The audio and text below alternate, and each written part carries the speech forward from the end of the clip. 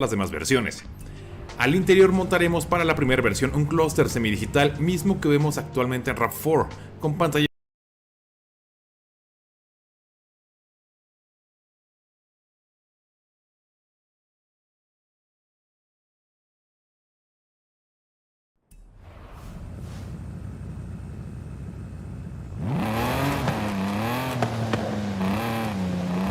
Much later, in the 20th century, lived a highly pessimistic Romanian philosopher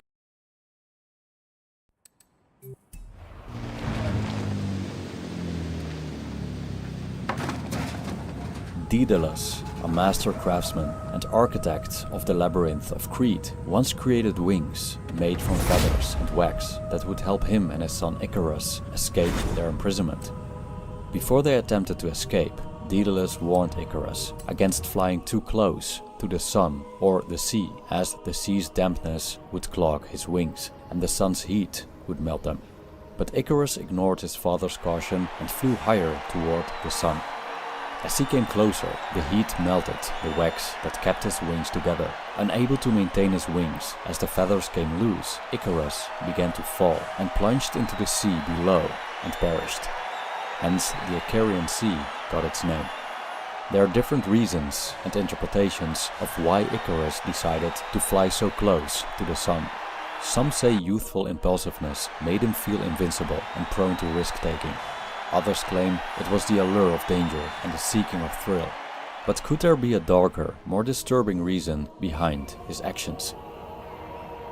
Austrian neurologist and founder of psychoanalysis Sigmund Freud believed that humans are subject to two opposing drives. The first is the life drive, also known as eros.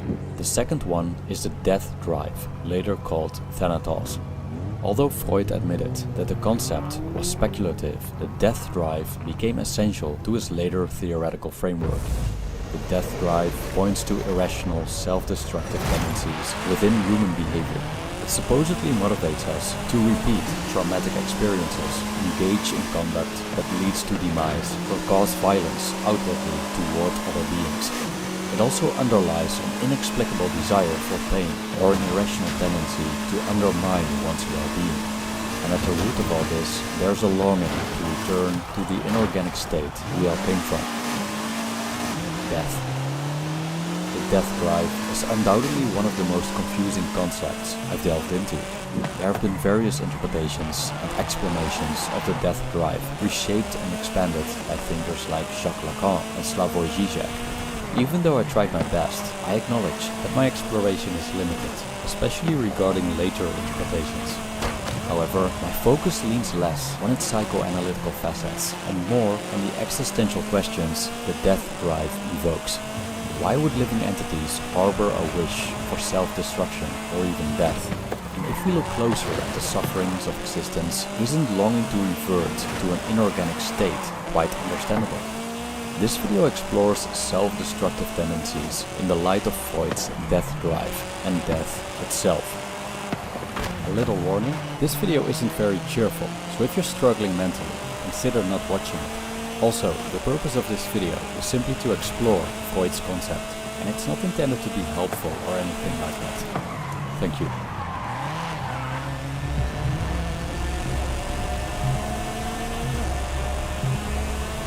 In the wake of World War I, humanity faced unprecedented devastation. Amidst this backdrop, Sigmund Freud observed his young grandson playing a curious game. The boy would repeatedly throw a toy out of sight and say "fort," German for gone, and then retrieve it and say "da," German for there.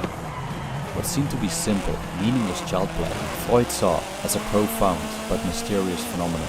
The human tendency to replicate and repeat undesirable, possibly traumatic events, such as loss. In the case of the boy, the game would have been triggered by the temporary absence of his mother, during which he played that game. Before the war, Freud developed an idea that he called the pleasure principle, Lustprinzip in German, which is the instinctive seeking of pleasure and avoiding pain. Though he had previously suggested that humans predominantly seek pleasure and avoid pain, his grandson's game showed another dimension to human motivation. This curious human drive became all too apparent for Freud, observing the intense trauma caused by the war, including his own, especially after losing his daughter. Freud observed how war veterans repeatedly relived traumatic battlefield experiences in their dreams. He also saw his patients continually find themselves in the same destructive relationships or situations again and again. Thus, he came to believe that humans harbor an intrinsic drive towards self-destruction and ultimately death. How else could we explain these irrational tendencies to self-harm and self-annihilate? Before diving further into the death drive, let's look at what this phenomenon drives us toward, the inorganic state, the great nothingness, death.